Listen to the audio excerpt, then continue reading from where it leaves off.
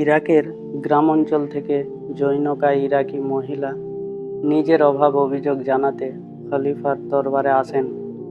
দরজায় কোনো দারোয়ান না থাকায় তিনি জোরে জোরে বললেন, কোনো দারোয়ান আছেন কি? তাকে জানানো হলো, দারোয়ান নেই। খলিফা ও ও এ মুহূর্তে বাসায় নেই। আপনি ইচ্ছা করলে অন্তর্মহলে খলিফার স্ত্রীর সাথে দেখা করতে পারেন। আগন্তুক মহিলা ভেতরে প্রবেশ করে দেখলেন জনৈকা মহিলা নিজ হাতে ছেঁড়া কাপড় রিপু করছেন। তিনি অনুমান করছেন হয়তো ইনিই খলিফার স্ত্রী, কিন্তু তার বিশ্বাস হচ্ছে না। তাই তিনি সালাম দিয়ে জিজ্ঞেস করলেন, আপনি কি খলিফার স্ত্রী? সালামের উত্তর দিয়ে জিজ্ঞাসিত মহিলা বললেন, আমি ফাতেমা, খলিফার স্ত্রী। ইরাকি মহিলা লক্ষ্য করলেন বাসায় কোনো দামি আসবাবপত্র নেই। তাই তিনি নিজেই বলে উঠলেন, এই বাড়ি থেকে আমার অভাব দূর করার মতো কী বা আশা করতে পারি। মহিলার স্বাগতোক্তি ক্ষীণ সুরে হলে ও খলিফার স্ত্রী কান পর্যন্ত পৌঁছে ইতিমধ্যে এক ব্যক্তি এসে বাহির দরজা সংলগ্ন পানির কূপ থেকে পানি ওঠানোর জন্য বালতি নামালেন। কেউ একজন এসে তাকে পানি তুলতে সহযোগিতা করলেন। তিনি পানি পান করলেন এবং অজু করলেন। এ সময় তিনি বারবার খলিফার স্ত্রীর দিকে তাকাচ্ছিলেন। আগন্তুক মহিলা খলিফার স্ত্রীকে বললেন, আপনি পর্দা করুন, লোকটি আপনার দিকে বারবার তাকাচ্ছেন। তিনি জানান, উনিই খলিফা, আমার স্বামী। খলিফা সালাম দিয়ে বাসায় প্রবেশ করলেন এবং সরাসরি মুসাল্লায় গিয়ে 2 রাকাত সালাত আদায় করে জিজ্ঞেস করলেন আগন্তুক মহিলাকে।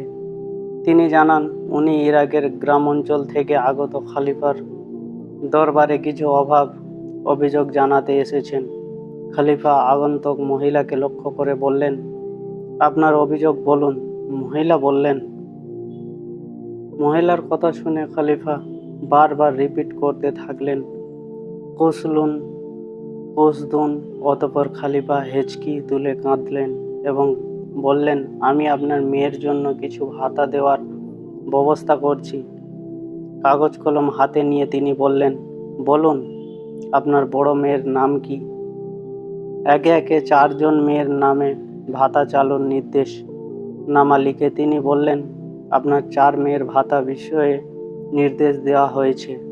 আশা করি আপনার ও আপনার ছোট মেয়ের খরপোশ ওই অর্থেই হয়ে যাবে। আপনার মেয়েরা যেন বিষয়টি খেয়াল রাখে। ইরাকের গভর্নর বরাবর লেখা চিঠি নিয়ে ইরাক থেকে আগত মহিলা ফিরে যান।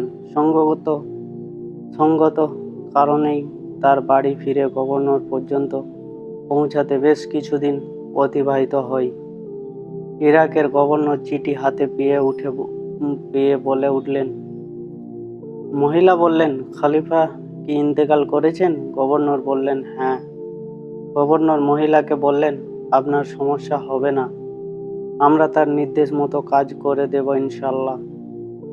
কঠিন শব্দের অর্থ বিবাহযোগ্য পাত্রী, অথচ সেদিকে মানুষের ভ্রুক্ষেপ নেই। কেউ বিয়ের প্রস্তাব নিয়ে আসে না, তাদেরকে বলা হয় বানাতুন, কুসলুন, কুসদুন।